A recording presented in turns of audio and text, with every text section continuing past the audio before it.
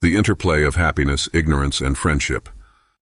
Life will tend to go well for a person who has been habituated to the right kinds of pleasures and pains, and who deliberates well about what to do.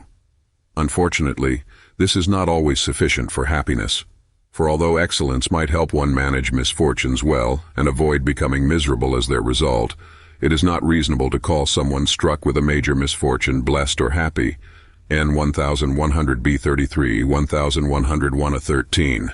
So there seems to be an element of luck in happiness. Although bad luck cannot make one miserable, one must possess at least some external goods in order to be happy. One could also ruin things by acting in ignorance. When one fails to recognize a particular as what it is, one might bring about an end one never intended. For example, one might set off a loaded catapult through one's ignorance of the fact that it was loaded. Such actions are involuntary. But there is a more fundamental kind of moral ignorance for which one can be blamed, which is not the cause of involuntary actions but of badness. N 1110b25, 1111a11.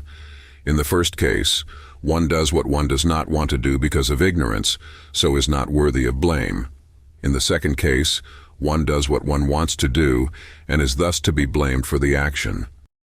Given that badness is a form of ignorance about what one should do, it is reasonable to ask whether acting acratically, that is, doing what one does not want to do, just comes down to being ignorant. This is the teaching of Socrates, who, arguing against what appears to be the case, reduced acrasia to ignorance, EN 1145b25-27.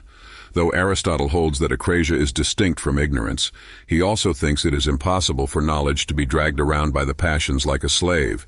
Aristotle must then explain how being overcome by one's passions is possible when knowledge is stronger than the passions. Aristotle's solution is to limit acrasia to those cases in which one generically knows what to do but fails to act on it because one's knowledge of sensibles is dragged along by the passions, EN 1147b1519. In other words, he admits that the passions can overpower perceptual knowledge of particulars, but denies that it can dominate intellectual knowledge of universals. Hence, like Socrates, Aristotle thinks of acrasia as a form of ignorance, though unlike Socrates, he holds that this ignorance is temporary and relates only to one's knowledge of particulars. Acrasia consists, then, in being unruled with respect to thumos or with respect to sensory pleasures. In such cases, one is unruled because one's passions or lower desires temporarily take over and prevent one from grasping things as one should, EN 1148-222. In this sense, acrasia represents a conflict between the reasoning and unreasoning parts of the psyche. For discussion, see Weinman 2007, 95-99. If living well and acting well are the same, EN 1095-1820, EE 1219b14, and acting well consists in part in taking the proper pleasure in one's action, then living well must be pleasurable. Aristotle thinks the pleasure one has in living well comes about through a kind of self-consciousness, that of being aware of one's own activity. In such activity one grasps oneself as the object of a pleasurable act of perception or contemplation and consequently takes pleasure in that act. Ortiz de Landazuri 2012. But one takes pleasure in a friend's life and activity almost as one takes pleasure in one's own life. EN 1170-15b8. Thus the good life may be accompanied not only by a pleasurable relation to oneself, but also by relationships to others in which one takes a contemplative pleasure in their activities. The value of friendship follows from the ideas that when a person is a friend to himself, he wishes the good for himself and thus to improve his own character. Only such a person who has a healthy love of self can form a friendship with another person. EN 1166b25-29. Indeed, one's attitudes towards a friend are based on one's attitudes towards oneself.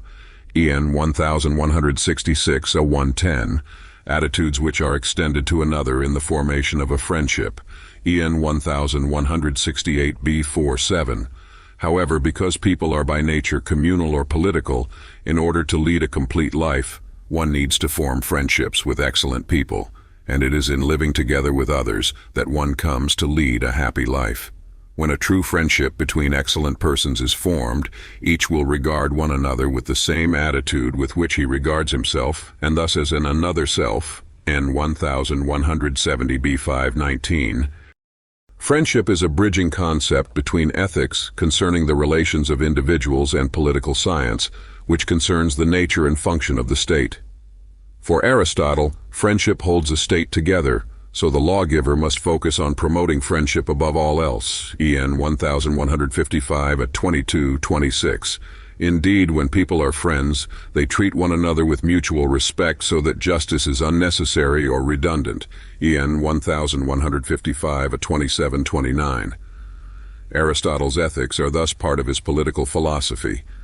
Just as an individual's good action depends on her taking the right kinds of pleasures, so a thriving political community depends on citizens taking pleasure in one another's actions. Such love of others and mutual pleasure are strictly speaking neither egoistic nor altruistic. Instead, they rest on the establishment of a harmony of self and others in which the completion of the individual life and the life of the community amount to the same thing.